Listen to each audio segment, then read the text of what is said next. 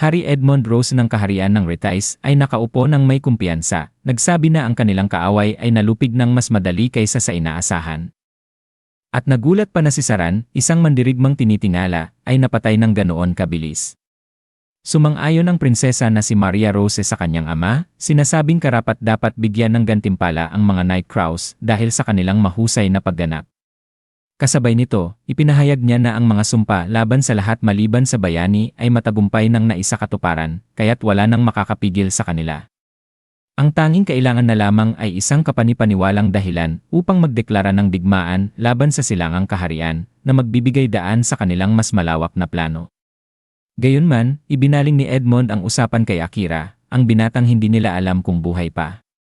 Bagaman naniniwala siyang patay na ito at maaaring nakatiwangwang na lang sa isang liblib na lugar.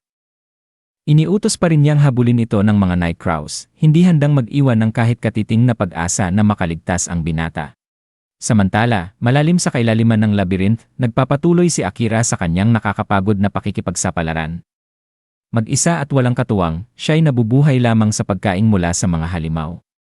Tinatantya niya ang oras sa pamamagitan ng kanyang mga pagkain, at matapos ang 30 beses na kumain, inisip niyang 10 araw na ang lumipas mula nang siya ay bumaba.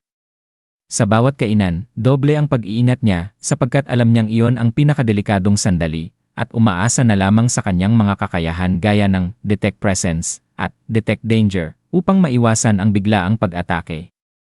Alam niyang napakanipis ng linya sa pagitan ng pagpapalakas ng sarili at pag-ubos ng kanyang lakas at mahika. Kaya't patuloy siyang nagbabalans ng pagsasanay at pahinga upang manatiling buhay sa loob ng masalimuot na piitan. Naalala niya ang mga matitinding laban na pinagdaanan, ang Red Wolf sa ika-30 palapag na may 4 pang tagasunod, at si Fenrir sa ika-50 palapag na halos ikabuwal niya.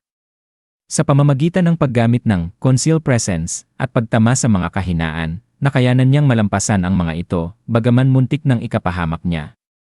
Dahil doon, napagtanto niyang hindi siya maaaring umasa ng lubusan sa kanyang mahika, kaya't nagsimula siyang pag-igihin ang kanyang kakayahan sa tabak. Sa pagitan ng ika-51 at ika-59 na palapag, sinadya niyang iwasang gamitin ang kanyang pinakamalalakas na abilidad. Kabilang ang Shadow Magic upang hasain ang kasanayan sa mga baluktot na espada.